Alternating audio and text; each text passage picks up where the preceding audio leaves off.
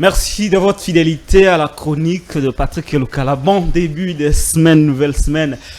Les jours se suivent mais ne se ressemblent pas. Ce jour était totalement différent des jours qui l'ont précédé. Nous allons y revenir essentiellement autour de l'ouvrage édité, publié par le professeur Nemui Milanya Wilonja, ancien directeur des cabinets de Joseph Kabila, qui a écrit un livre dont le titre est le suivant: République démocratique du Congo sous Joseph Kabila Kabange, devoir de mémoire. Le vernissage de cet ouvrage a eu lieu tout récemment au niveau des notaires de la capitale, où des éminents professeurs et des acteurs politiques ont répondu présents à ces rendez-vous intellectuels qui avaient des allures d'un rendez-vous politique, d'une rentrée politique du professeur Nemui Milanya Wilonja, qui faisait sa rentrée politique après la débâcle de la majorité FCCK. Vous le savez, Nemui Milanya Wilonja était le coordonnateur de cette plateforme politique qui était en alliance, en coalition avec Cap pour les changements depuis la chute de la majorité Kabila. Nemui Milanya Wilonja ne s'est jamais exprimé. L'homme s'était retiré pendant quelques temps. Nous ne le savions pas, mais il était en train de rédiger un ouvrage qui est revenu sur le passage de Joseph Kabila à la tête de la République démocratique du Congo, devoir de mémoire. Si nous aurons beaucoup plus de temps, nous allons aborder très rapidement la question de la sécurité à l'est du pays. Pas plus tard qu'il y a 24 heures seulement, au moins, nous avons perdu 7 compatriotes, avec une dizaine de compatriotes portés disparus, alors que cette partie du pays est sous l'état de siège. Et puis, nous allons aborder un tout petit peu la question de RAM. Le RAM va être supprimé dans les jours à venir. Mais quid les recettes ou l'argent récolté à l'aide du RAM? Où se trouve cet argent? À combien s'élève le montant? Et qu'a-t-on fait de cet argent récolté à l'aide du RAM? Nous allons en parler au courant de cette émission avec un invité spécial. Encore une fois, merci d'avoir répondu à cette invitation. Merci de rester branché sur OMSA Télévision. Je reçois pour vous spécialement India Omari Force, qui est cadre au niveau du parti de Joseph Kabila, le PPRD. Mais aujourd'hui, je le reçois beaucoup plus avec sa casquette d'intellectuel. Il a répondu au rendez-vous de Nemui Milanya Wilonja, qui faisait le vernissage de son ouvrage. India Omari, merci d'avoir répondu à mon invitation. C'est moi qui vous remercie. Redressez votre micro vers vous. Merci d'avoir répondu à mon invitation, India Omari. Comment allez-vous? Non, ça va, je suis bien portant. Il faut dire que je vous reçois sur invitation de nos amis, non seulement de Twitter, de la diaspora, mais aussi beaucoup d'intellectuels qui vous ont réclamé dans cette émission. Je n'avais pas d'autre choix que de vous inviter pour qu'on en parle un peu. On s'est raté la dernière semaine, mais au moins, comment se portent les PPRD de Joseph Kabila? Non, ça va, les PPRD se portent mieux. Et nous sommes en train de consolider nos bases actuellement et pour la redynamisation qui est en cours.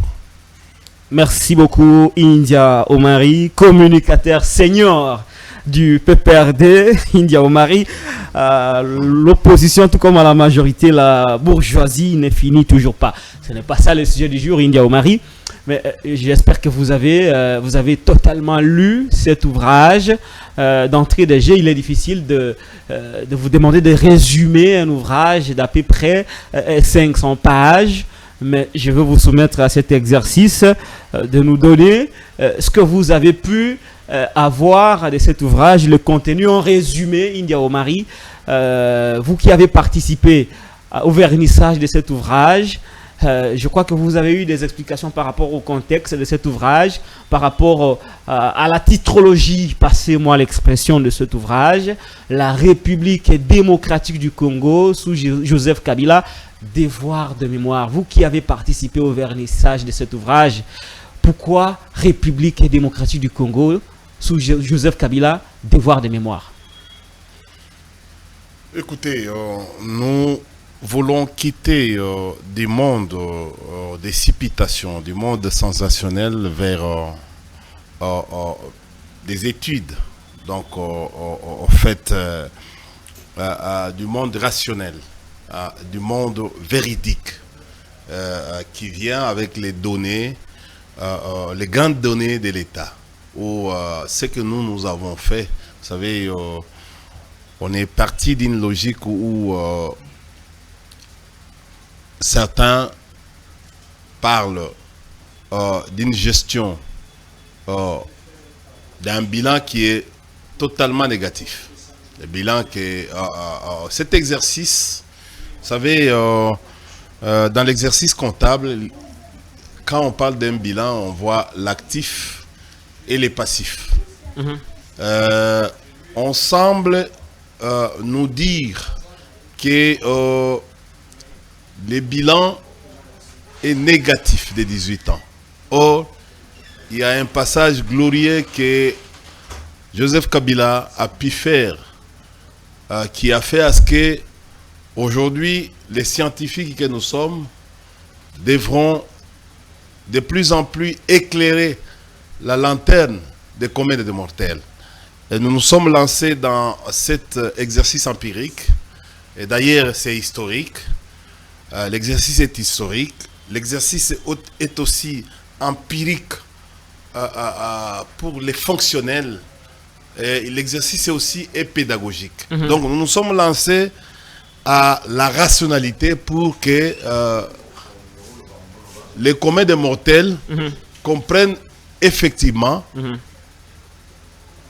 durant les 18 ans, Kabila a fait quoi? Voilà pourquoi le professeur Néhémie Moulania, que je félicite pour cet ouvrage, qui continue à éclairer la lanterne de notre population par rapport à notre gestion. Très bien, voilà, vous avez donné le contexte de cet ouvrage, la motivation même de cet ouvrage. Nous allons nous efforcer de faire une recension critique de cet ouvrage. L'émission d'aujourd'hui est essentiellement non pédagogique, mais aussi scientifique, parce qu'il s'agit d'un ouvrage. Moi, après avoir appris qu'il y a eu vernissage de cet ouvrage, je me suis décidé de consacrer une grande partie de mon émission à la recension, si pas au résumé de cet ouvrage, République démocratique du Congo, sous Joseph Kabila Kabange comme président de la République, devoir des mémoires. India Omari, force, vous qui avez lu cet ouvrage, comment pouvez-vous le résumer, sinon nous donner les grandes lignes au cours de l'émission de cet ouvrage?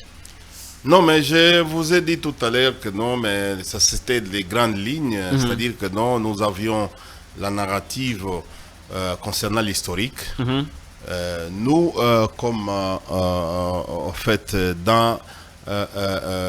nous disons toujours que non, l'histoire nous ramène à aider à éclairer notre lanterne. Et c'est comme ça que non, quand vous lisez les livres, vous allez voir que non, le professeur Néhémie Moulania est parti de l'histoire de notre pays pour arriver à la conclusion. Il a utilisé ce que je vous ai dit aussi, la narrative empirique et fonctionnelle de l'État, c'est-à-dire témoin de l'histoire. Il a utilisé la rationalité sur le plan empirique du fonctionnement de l'État. Troisième rationalité que le professeur Néhémie a mis à notre disposition, c'est la rationalité sur la pédagogie. Mais cet outil vient effacer tous les bruits des sirènes d'alerte pour leur montrer la rationalité, c'est-à-dire enfin de pouvoir nous mettre sur les chantiers de bâtir notre pays ensemble, c'est-à-dire une pédagogie qui va arriver à l'apport collectif. Comment nous pouvons aller et continuer à appuyer pour renforcer l'État ensemble. Et c'était ça. C'est-à-dire que non, voir comment nous allons nous mettre ensemble pour mettre de côté le pessimisme et nous mettre ensemble pour que la notion de la continuité de l'État soit chose faite pour les Congolais. C'est-à-dire que non, Kabila a fini son mandat. Il est revenu sur les fondamentaux. Ouais. J'étais par Joseph Kabila depuis 2001. Oui, 2001 jusqu'en 2018. En termes de paix, de sécurité, en termes de développement, en termes de reconstruction du pays et en termes de la mise en place et de la stabilité des institutions. Oui, tous les secteurs ont été énumérés et aucun secteur n'a été épargné. C'est pour vous dire ceci que non, on n'a pas dit quand vous voyez la rationalité, vous voyez l'objectivité de l'auteur, il a été conscient. D'abord, il a mis les données à notre disposition pour nous permettre d'être outillés par rapport à la gestion de Kabila. Durant 18 ans. Oui. Kabila est venu. Il est venu, il a trouvé un État, je peux dire, on ne peut même pas parler de l'État. C'était des républiquettes. Kabila, en arrivant, il nous a promis tous qu'il va faire un travail de réconcilier ses frères. Kabila, vous savez, RCD avait une partie, MLC avait une partie, RCD national avait une partie. Bon, avec le pays était divisé. Avec les entités. Kabila a su réunir les composantes et les entités. Et il a travaillé avec ces gens-là jusqu'à mettre en place un arsenal juridique qu'on appelle la Constitution. Ce sont les efforts. C'est-à-dire que non, il n'a pas trouvé l'État comme nos amis ont trouvé. C'est-à-dire que non, toutes les institutions étaient mises en place, il y avait l'argent. Non, lui a trouvé quelque chose qui en fait, un État qui n'existait pas. Il a trouvé, en fait, vous savez, Mouzé venait de mourir. Il y avait encore des problèmes à l'est du pays. Il y avait encore... Toi, tu ne pourrais pas aller à Sankourou. Tu ne pourrais pas aller à... D'abord, Sankourou était déconnecté de Kinshasa. Notre capitale, c'était Goma à l'époque. Je me rappelle bien. Et vous arrivez au pouvoir, vous trouvez cette situation. Mais la première impression que vous avez, c'est de réconcilier les autres. Et de vouloir les appeler, c'est-à-dire les appeler à travailler avec vous. C'est un effort considérable. Et Kabila avait fait, il a appelé ses frères, il leur a demandé de taire les bruits des armes. Et il faut taire la hache de guerre. Et les autres ont compris. Ils se sont mis au travail. Ils sont venus se joindre aux efforts du président Kabila. Ils ont travaillé dans la structure 1+4. Ce n'était pas facile. C'est une expérience aujourd'hui, une expérience qui ne s'est jamais... mais tout le monde n'y croyait pas à l'époque. On disait non, ça va capoter. Comment expliquer qu'il y ait un président de la République suivi par 4 vice-présidents? Personne ne donnait la chance à cette transition de réussir. Par la sagesse d'un homme de 29 ans, il a su ramener tout autour de lui ses compatriotes pour travailler avec. Et au finish, un État qui n'avait que 13 articles, bon, en fait, une constitution de 13 articles, vous connaissez quand Mouzé est arrivé, il y avait une constitution de 13 articles. Bon, il a pris en charge presque tout le monde, ils se sont mis au travail, on est arrivé avec l'appui des Congolais, on est arrivé à la production d'un texte qu'on appelle aujourd'hui, un texte législatif qu'on appelle aujourd'hui la Constitution de 2006. Donc, quand vous regardez la réunification, en passant par la Constitution, d'abord les deux, ce sont des efforts considérables. Ce sont des efforts qui nous ont permis aujourd'hui de parler de la République. C'est-à-dire de quitter un État qui n'existait pas vers la constitution d'un État, en passant par plusieurs réformes que tout au long de notre discussion, nous allons nous y mettre à vous répondre. Très bien, grâce à cette constitution, nous avons eu aujourd'hui les institutions de la République. Ça, c'est un acquis signé Joseph Kabila Kabange, même si il faut reconnaître qu'il a, avec le concours de Jean-Pierre Bemba, Hérodian Bassi, Azarias Rouberois, Zaïd Ngoma, nous avons pu, avec le leadership de Joseph Kabila, obtenir... Avec aussi le concours de la population. Le concours également de la population, devoir de mémoire, nous avons obtenu la loi fondamentale aujourd'hui qui est un cahier de charges qui nous rassemble. Parce qui que nous cette guide, constitution qui est était une lumière passée pour au nous. référendum populaire. Très bien. Donc il faut associer la population au devoir de mémoire. Très bien. Merci beaucoup, India Omari. Nous allons prendre un autre aspect à présent. Parlons économie. Économie, d'après les données que nous avons pu retrouver dans ces livres, il y a également les données empiriques qui concernent l'économie. Quelque part, on parlerait d'un budget qui avoisinait à peu près réserve de charges de moins d'1 milliard. Après Kabila, il y a eu évolution et ça fait partie des devoirs de mémoire qu'on retrouve dans les livres d'Ennemi Milania ou Ilonja. Vous savez, nous devons être pratiquement sincères. Je vous ai dit que non, ce livre a une particularité. Ce livre vient à nous donner, à nous mettre à notre disposition les vérités,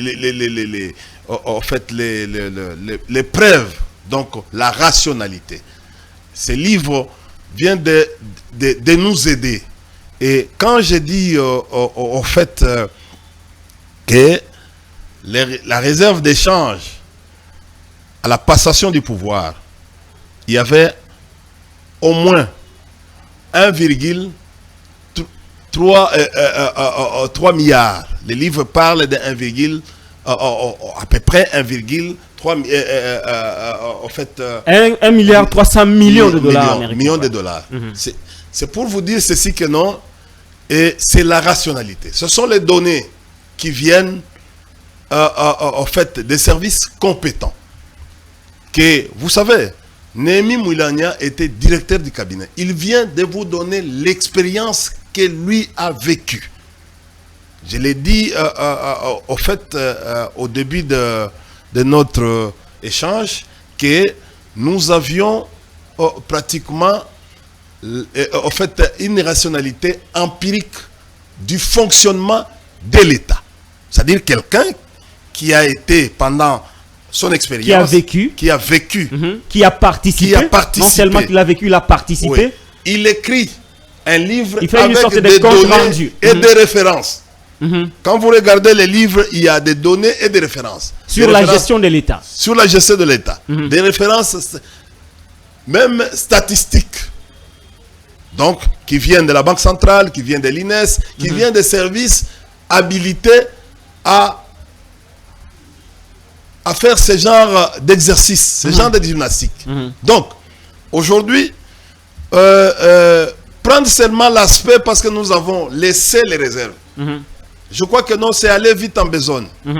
Il fallait commencer, si nous voulons commencer en termes de finances publiques, on va voir les réformes qui sont venues avant pour qu'aujourd'hui, nous puissions parler en fait des recettes, de la production des recettes. Très bien. Comment on arrive aujourd'hui à mobiliser les recettes? Comme vous voulez. Oui. Comment aujourd'hui, attendez, allez-y. Comment aujourd'hui nous sommes partis d'une grande dette de 14 milliards et nous sommes arrivés à pratiquement à annuler pratiquement les points d'achèvement. Ce sont les efforts.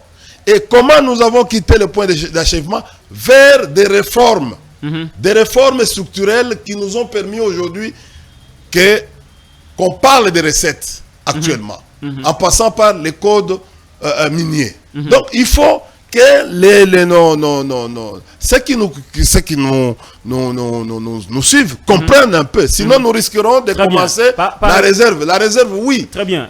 Alors, par exemple, vous parlez des réformes. Vous avez voulu exprimer le vœu d'aborder le volet réforme, non seulement des institutions, mais aussi des finances publiques. Quelles sont les réformes durables? Parce qu'il faut, à un moment donné, même si c'est scientifique et trop intellectuel, c'est ce que nous disons, mais à un moment donné, il faudrait que ceux qui nous suivent comprennent. Quelles sont, par exemple, les réformes qui ont été menées dans le domaine des finances publiques qui ont permis notre pays à bénéficier des résultats aujourd'hui, fonction des réformes qui ont été menées durant les 18 ans de Joseph Kabila Kabange? Il y en a beaucoup de choses. Par exemple, la bancarisation. Aujourd'hui, par exemple, outre la bancarisation, le fait, avant la bancarisation, le fait de mobiliser les sociétés, les banques qui n'existaient pas. Ah, il n'y en avait pas presque. Quand nous sommes arrivés, les Congolais n'avaient pas confiance aux banques, à l'expérience de Bindo que nous avions connue à l'époque. On a quitté la thésaurisation vers la bancarisation. Alors aujourd'hui, qui fonctionne correctement, que nos amis viennent de trouver. Ils en sont bénéficiaires. Ils sont, tout le monde, même la population elle-même, a gardé un militaire à qui on soustrayait pratiquement sa solde. Aujourd'hui, il peut aller récupérer son argent sans que ça passe par les comptables. Les comptables qui disparaissaient avec des sacs d'argent en cours de route. C'est quelque chose à encourager. Un acquis. Aujourd'hui, après les points d'achèvement, on a mobilisé les investissements du genre, je peux dire, les sociétés de télécommunications qui n'existaient pas. Donc, qui nous ont amené l'apport. Nous avons permis aujourd'hui, grâce à ces sociétés, il y a eu la création d'emplois qui a permis aujourd'hui à l'accroissement. Oui, en termes des finances publiques, parce que vous savez, nous collectons les impôts, ces investissements payent les taxes, et ça aide l'État à dépenser, à pouvoir se mettre en action pour les charges, charges mensuelles. Nous avions les codes miniers aujourd'hui qui a permis à ce que les réformes qui ont été menées dans les services de l'assiette, donc les services générateurs des recettes, nous a permis aujourd'hui à aller vers pratiquement les déploiements, vers la mobilisation. Aujourd'hui, nous sommes en train de parler de la mobilisation des recettes. C'est à cause des réformes qui ont été initiées structurelles, initiées du temps de Joseph Kabila. Je peux aussi peut-être marteler sur les codes miniers. Les fameux codes miniers qui a créé aujourd'hui un tollé au niveau international. Malgré au fait, ce que nous sommes en train de vivre avec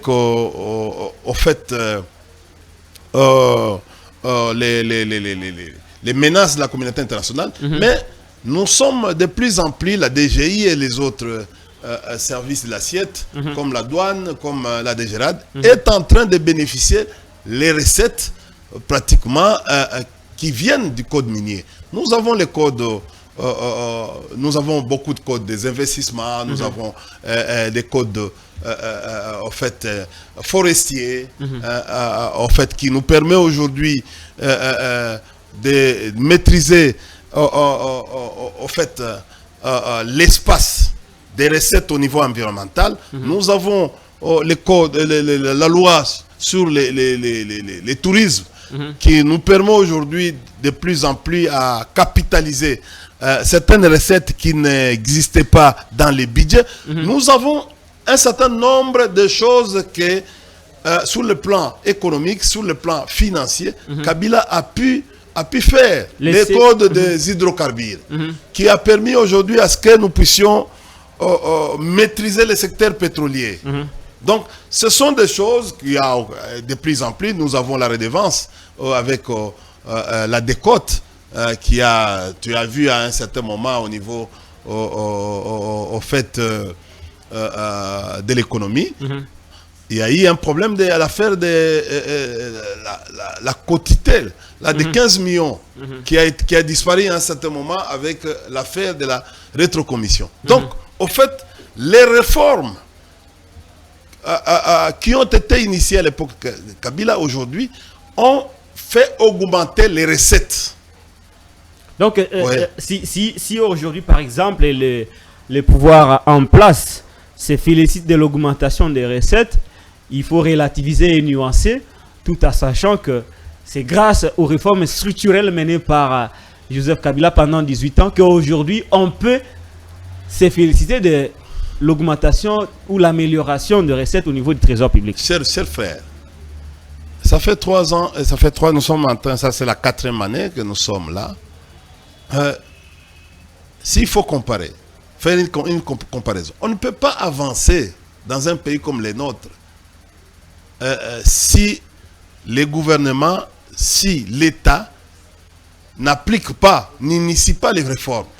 Ça fait 4 ans, nous sommes dans la 4e année, il n'y a aucune réforme. Pour vous, pendant non, mais les 3 dernières années, il n'y a aucune réforme qui a été menée? Parlez-moi d'une quelconque réforme qui a été initiée. D'une loi, parce que les réformes sont initiées par les gouvernements et par, en fait, en appui avec les parlements. Quelle est la réforme qui a été initiée pendant, à part les conflits? Aucune. À part les conflits. À part les conflits. Les conflits. Que nous supposons une nouvelle narrative, en fait, une nouvelle narrative. Donc, aujourd'hui, en termes de recettes qu'on nous présente par les régimes actuels, c'est les conflits. J'ai pensé à l'arrivée de ce régime qui était un régime où au début les gens avaient beaucoup d'espoir. Je pensais que non, qu'ils vont multiplier beaucoup de réformes, qui vont aller, par exemple, dans les secteurs de la diversité de notre économie pour que nous puissions renflouer pratiquement les caisses de l'État. Mais ils nous ont aujourd'hui présenté plus de spectacles, plus d'événements scandaleux par rapport à l'initiative de pouvoir créer les réformes qui pourraient booster la République. Aujourd'hui, aucune réforme n'est initiée au niveau du Parlement, au niveau du gouvernement, et ce qui fait que non, l'État, actuellement, l'État ne tourne pas, ne marche pas, par manque de réforme. Une question. Cette histoire de code que je viens de vous parler, code minier. Justement, à propos des codes miniers, je voudrais vous poser une question avant d'aller pour d'autres questions. India Omari, le contrat chinois a été mal négocié. C'est aussi le devoir de mémoire. À l'arrivée de Félix Tshisekedi, il a tout simplement déclaré que le contrat chinois était très très mal négocié.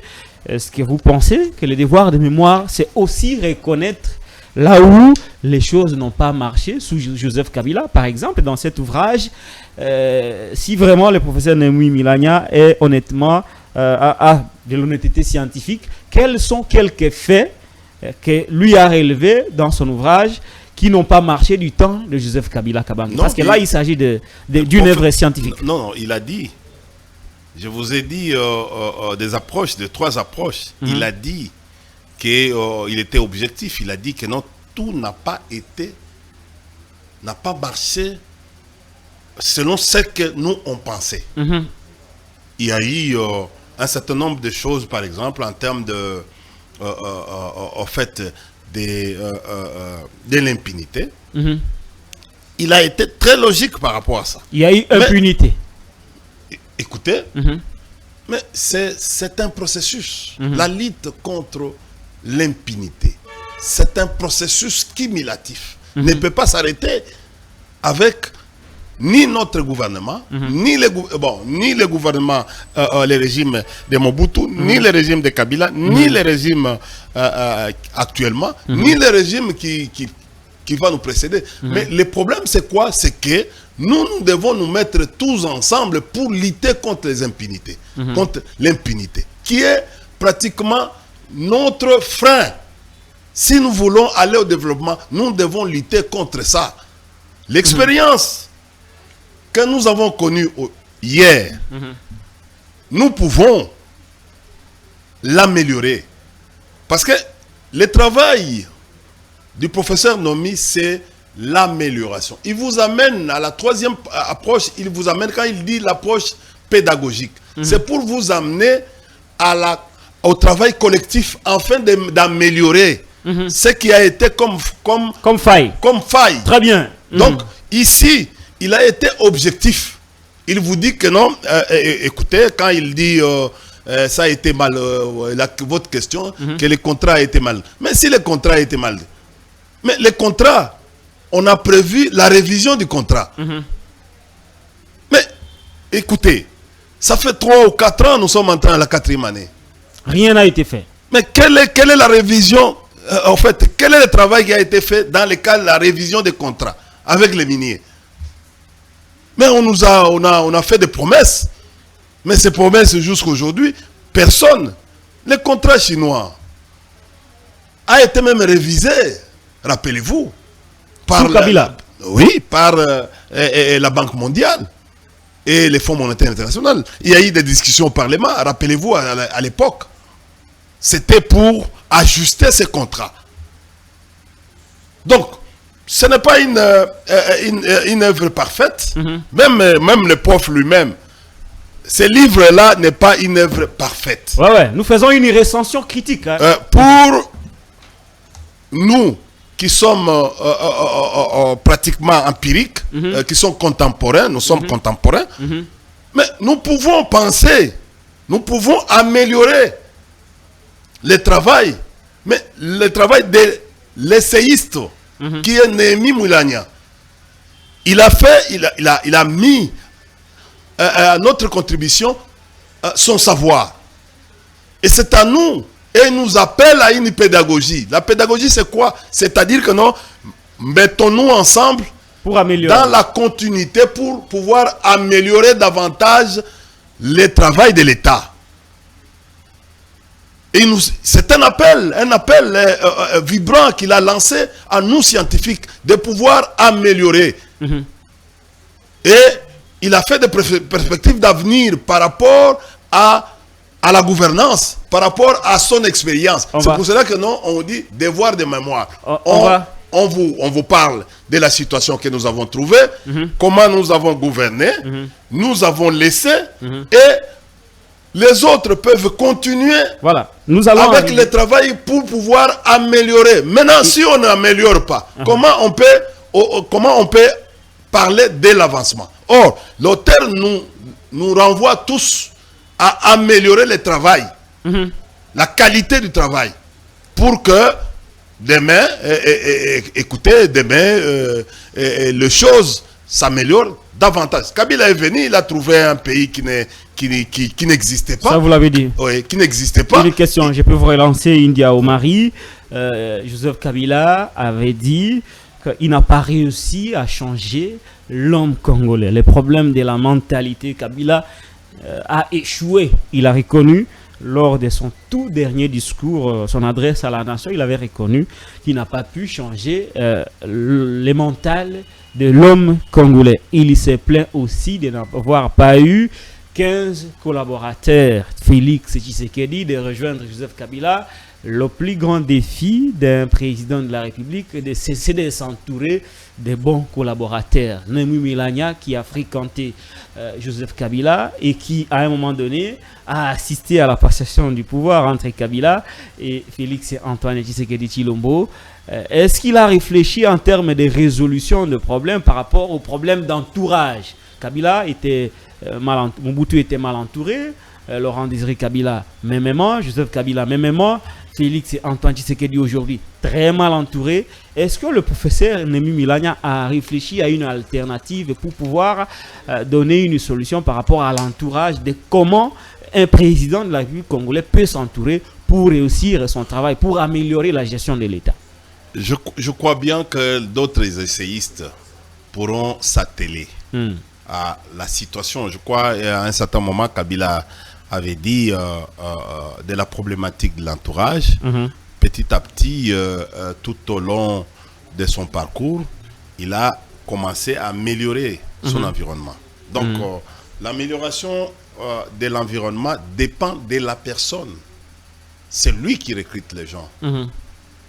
C'est lui qui a constaté que dans mon entourage, il me faut 15 personnes pour booster la République.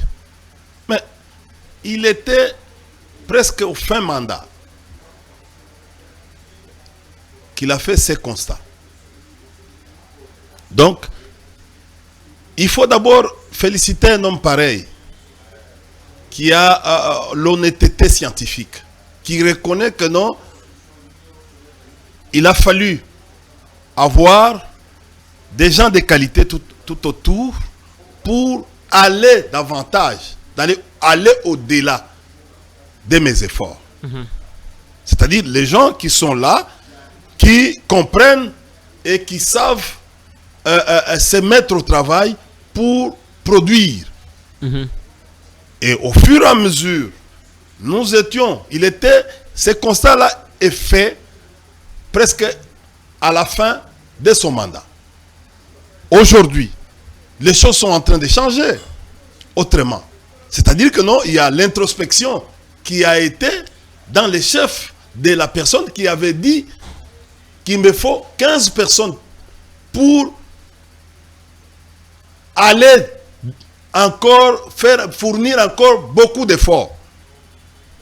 Donc, je pense que non, dans cette gymnastique intellectuelle, nous pensons que non, mais l'expérience acquise aujourd'hui par le président Kabila, demain, et pourquoi pas quelqu'un d'autre demain, pourrait faire encore plus. Merci. C'est ça qui est écrit dans ce livre. Quand vous lisez le professeur Némi, il renchérit. Il dit que nous devons nous mettre au travail.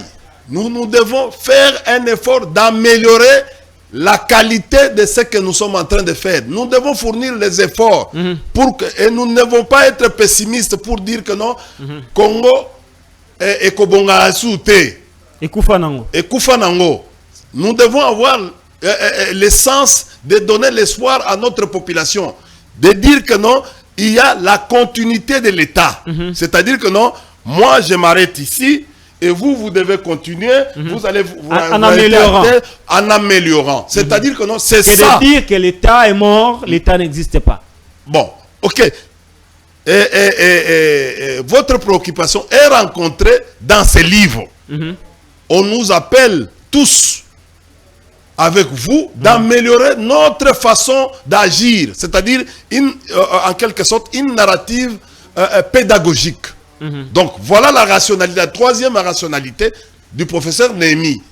Il vous a parlé de l'histoire, en fait, de la République démocratique du Congo, qui était la première rationalité. La deuxième rationalité, il vous donne pratiquement l'approche systémique, donc l'approche empirique du fonctionnement de l'État. Comment l'État fonctionne, pas comme ce que vous voyez, non.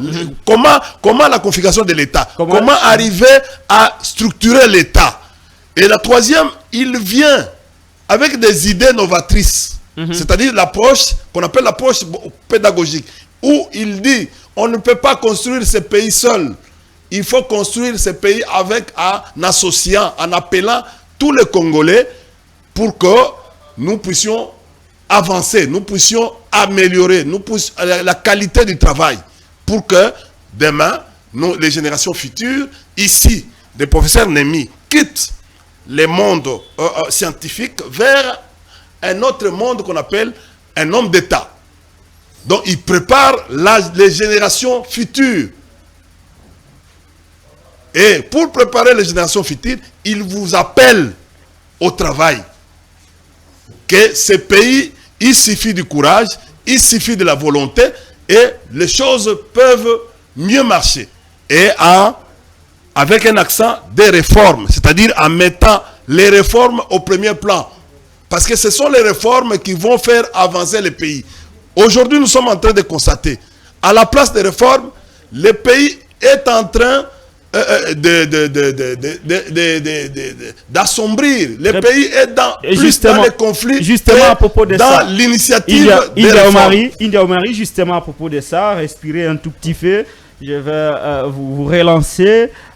Il a fallu laisser 3 ans de gestion à quelques-uns pour se rendre compte que la critique est facile et l'art est difficile. Henri Mova Sakani, lors du vernissage de l'ouvrage du professeur Nemi Mouilania Wilonja. Cet ouvrage a-t-il été écrit contre le régime de Félix Antoine Tshisekedi Tshilombo? Vous qualifiez tout un régime de quelques-uns. Pourquoi ne pas citer, par exemple, le régime de Félix Antoine Tshisekedi plutôt que de dire qu'on a laissé ce pays à quelques-uns pour se rendre compte que la critique est facile, mais l'art est difficile? Bon, vous savez, le professeur Mova Sakani, c'est un scientifique de renom. Il est politologue.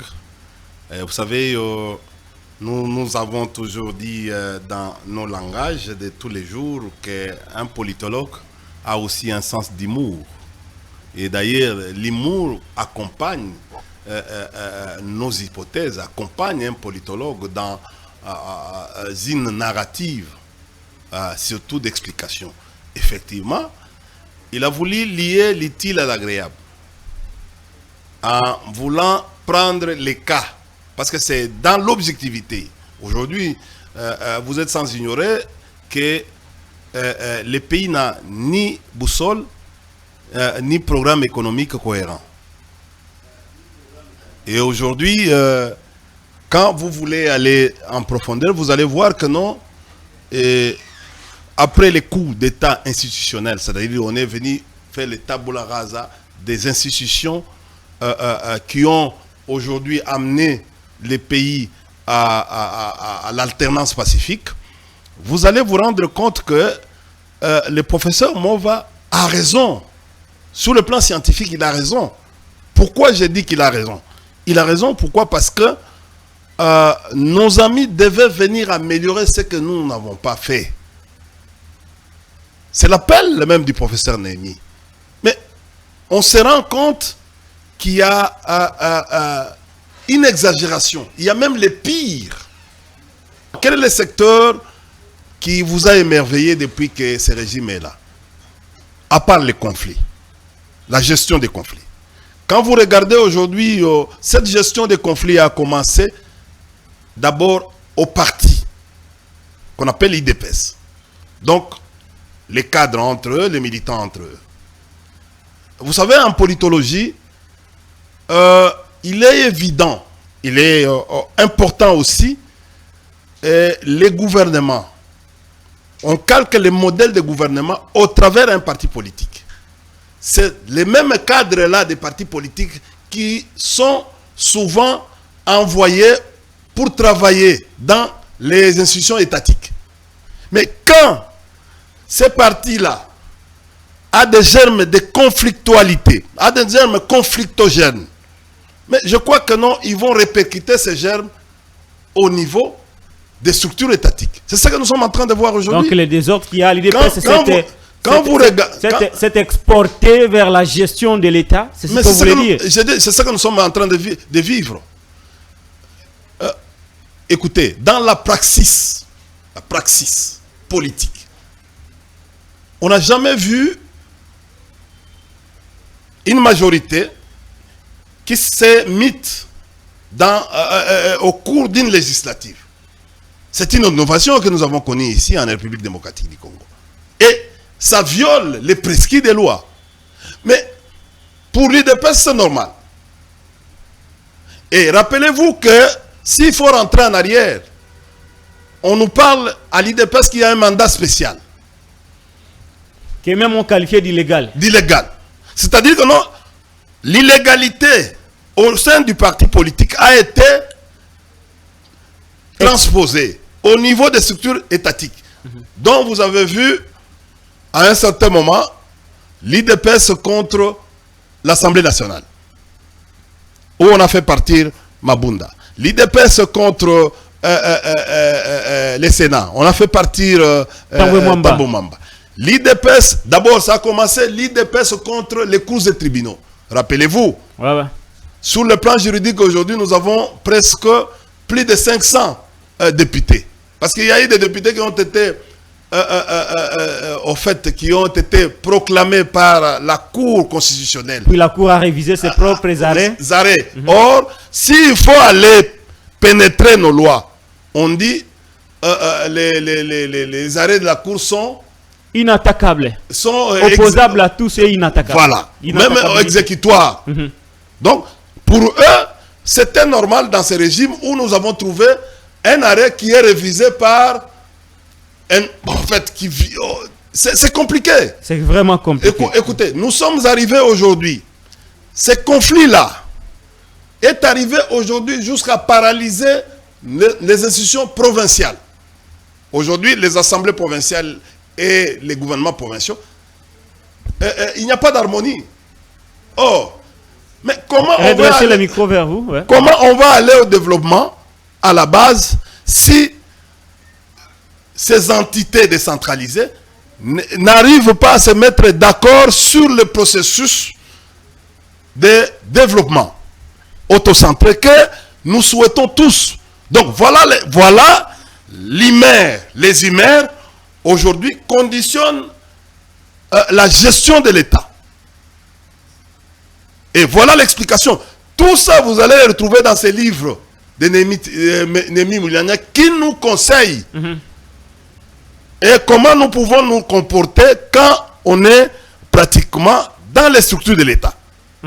Et en mettant, là, il est allé sur une approche pratiquement empirique, une approche historique, qui en fait, en commençant par ce qui s'est passé à l'époque de Mobutu, et il nous conseille de ne plus revenir sur ce genre de comportements qui nous freinent, qui freinent l'avancement de la République.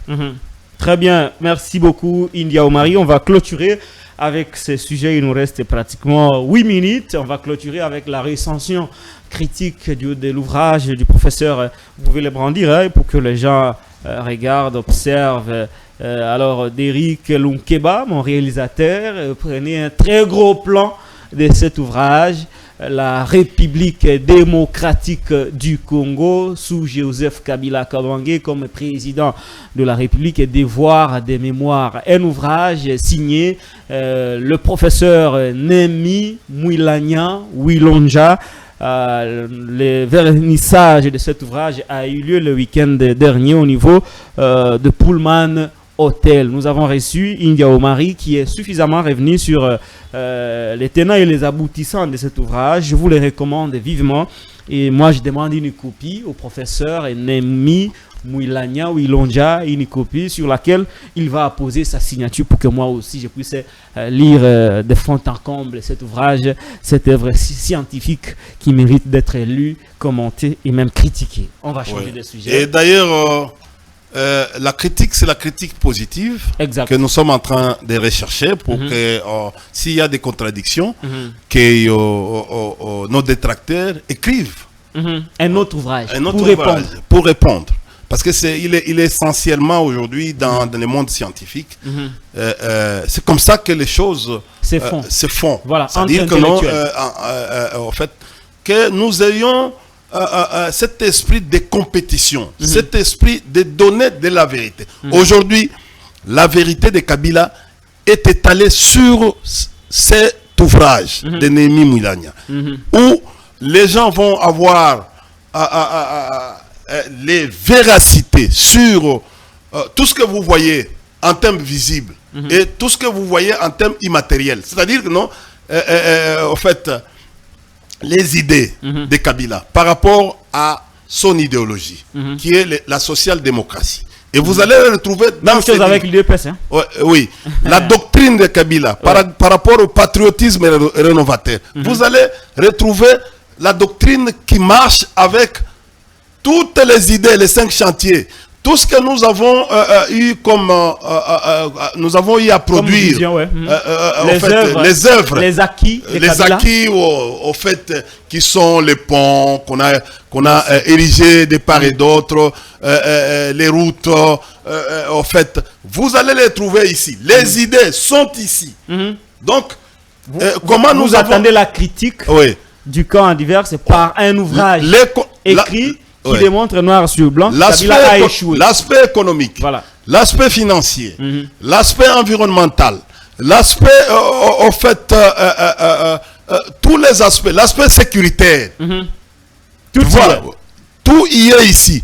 Comment nous sommes arrivés, au fait, de quitter au fait, les pays qui étaient les entités, et les composantes et les entités, pour arriver à ramener la paix.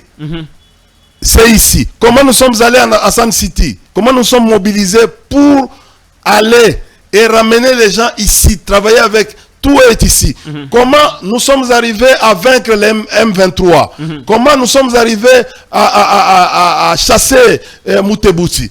C'est ici. Comment nous sommes arrivés à réduire, comment nous sommes arrivés aujourd'hui à des réformes sur, par exemple, l'armée, sur les services de sécurité, humaniser les services de sécurité.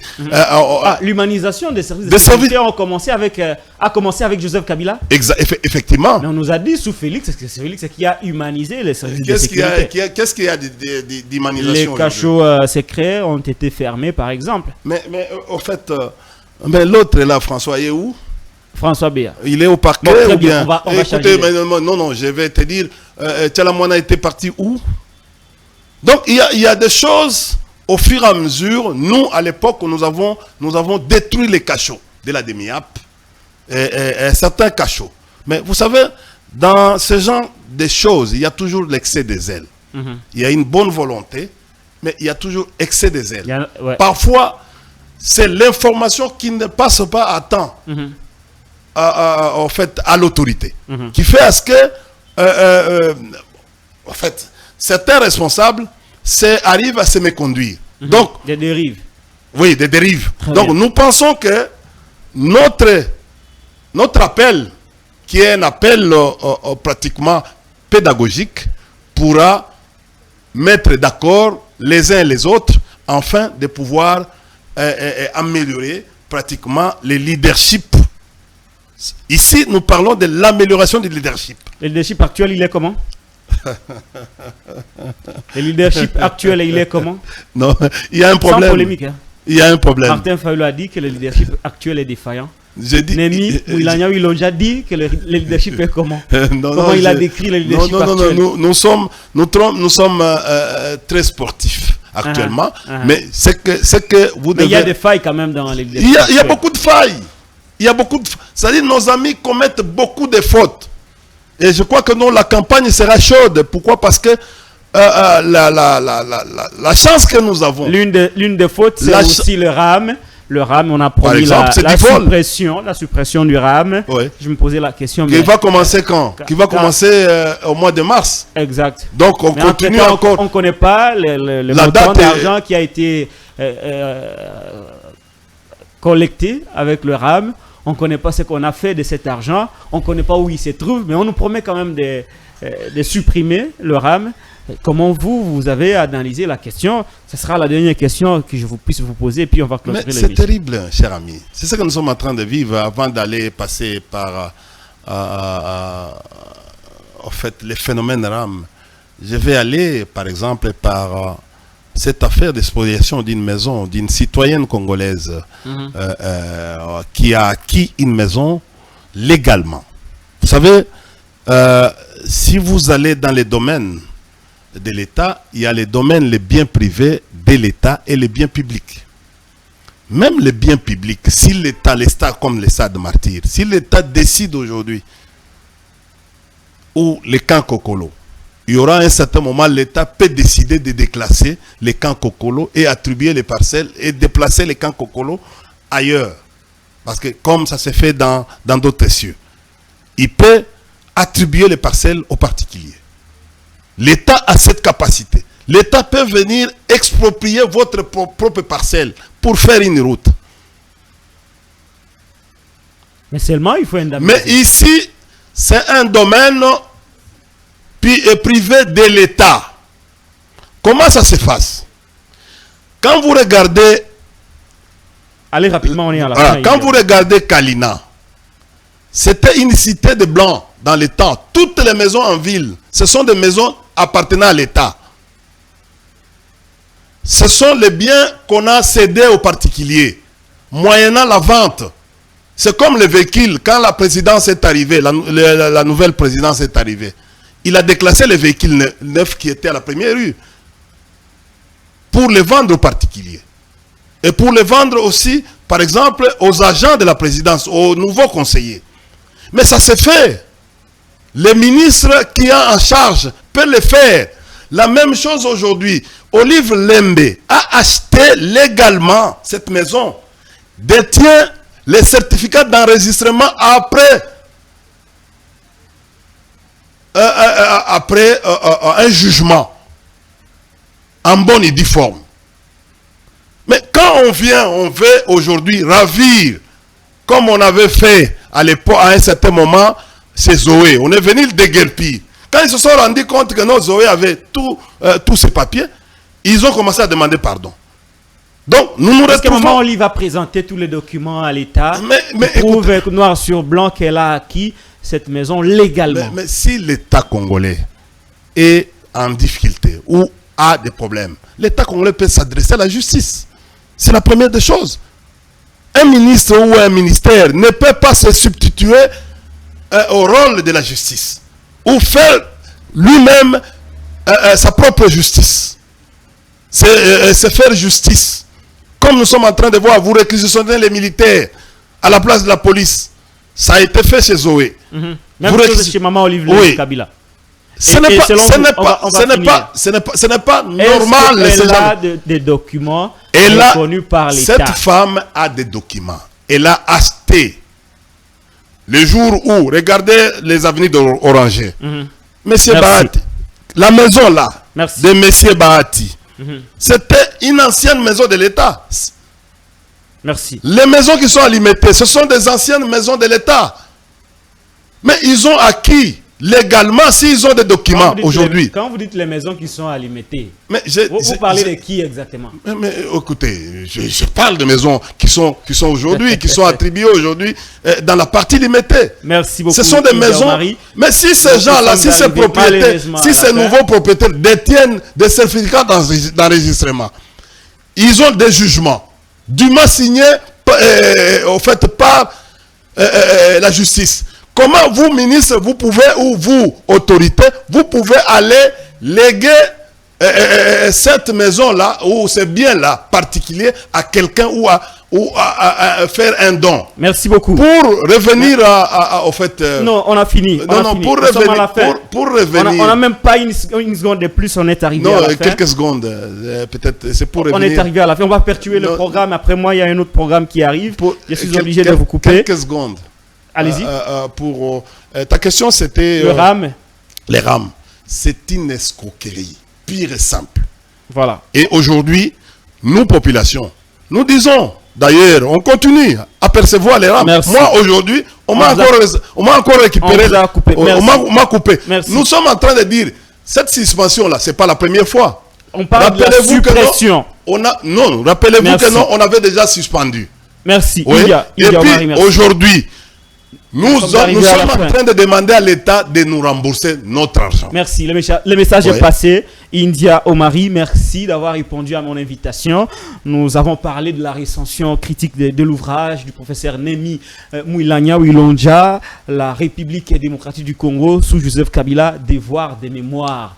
La maison de Maman Olive Lembe Kabila lui appartient. Elle a tous les documents reconnus par l'État congolais. Il est inadmissible que vous réquisitionnez des policiers, l'armée pour déguerpir une femme qui s'appelle Maman Olive Lembe Kabila dans sa maison alors qu'elle a acquis cette maison légalement. Nous condamnons cela avec fermeté. Si vous avez apprécié l'émission, dites merci à Derrick Loukeba. D'ici là, portez-vous bien. Au revoir.